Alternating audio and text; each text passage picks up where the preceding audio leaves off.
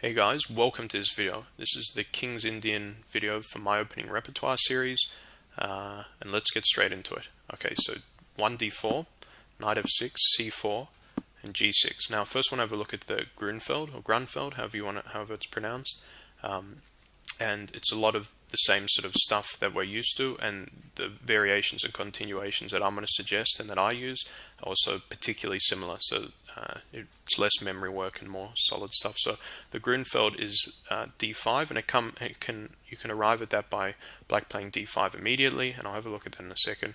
Or it can be bishop g6 first, bishop g7 first, sorry. Knight f6, so same sort of stuff we've seen in previous variations like classical Queen's Gambit, etc. So that's pretty standard. And here the Grunfeld where black plays on move 4 could have been move 3, d5. And to here I'm going to recommend bishop g5. So we've seen this before, this bishop g5, a common theme. I think this is a good move because it immediately creates a threat for black. Just also quickly, this cuts out a lot of it's a strong move, and it cuts out a lot of other theoretical lines that can happen in other variations, which I'm not going to recommend. So yeah, I think this is strong and good. Immediately it creates a threat, so black does need to respond to this, because of course the pawn would otherwise be hanging because white's attacking it twice and black's defending it twice. So he does need to do something to this. Really the only move, or the best move, is knight e4.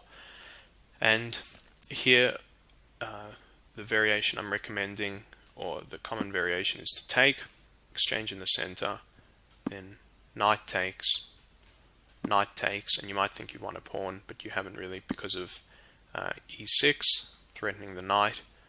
Knight drops back, and we get into this quite nice balanced position. And this is very sort of similar to the Queen's Gambit stuff that we've looked at in other videos. After e3, we've got a clear idea of what our goals can be, so we may have a plan, and that's the minority attack, which we've seen before. And apart from that, we've made it past the opening, and you're in a position to play reactive chess.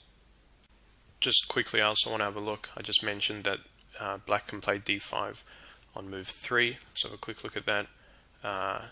So over here it can be played. So I showed just a second ago bishop g7, but it could play d5 here. But just continue on with your knight f3 stuff, and then you should see bishop g7. And you're in the same position after bishop g5, knight e4. Let's just also have a very quick look if black were to take, for example. So maybe you play knight f3. If black takes, we just play e4 with an advantage, central advantage, and we get back the material. Alright, now let's look at the King's Indian now. So backing up, so that's without d5.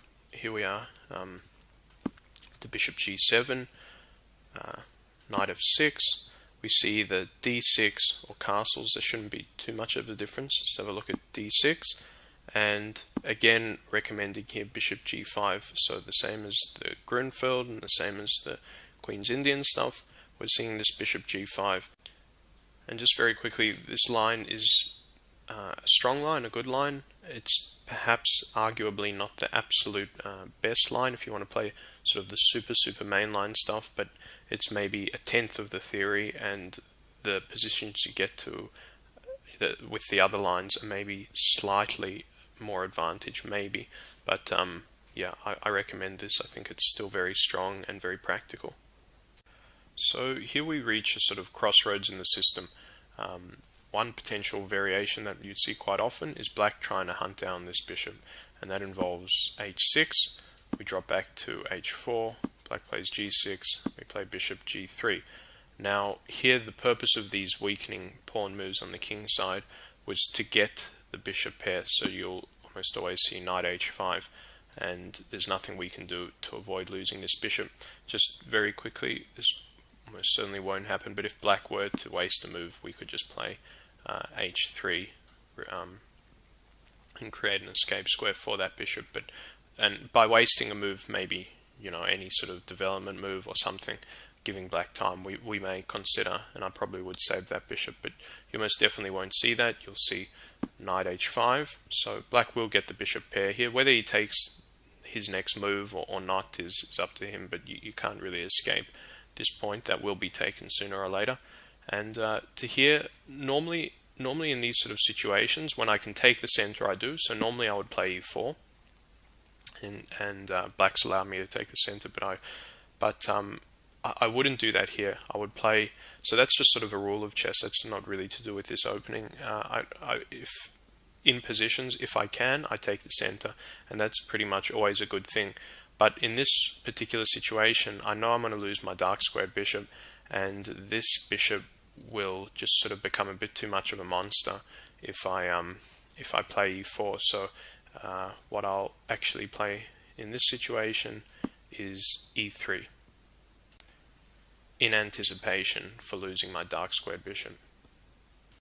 From here, the main ideas for white are bishop d3, queen c2, and sort of depending on what your opponent does, you've got to evaluate it. You'll likely end up with an open h file.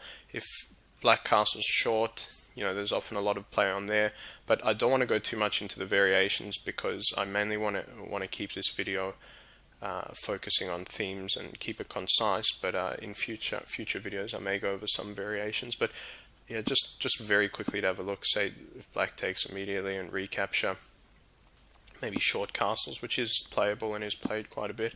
Queen c2 sort of already opens up for tactics because of the mate threat on h7.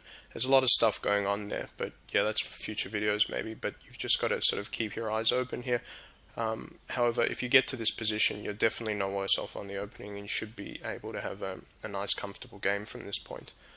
Just moving back to the alternative for black, and that's in this position. So instead of chasing away the bishop, black may play arguably more soundly with something like castles.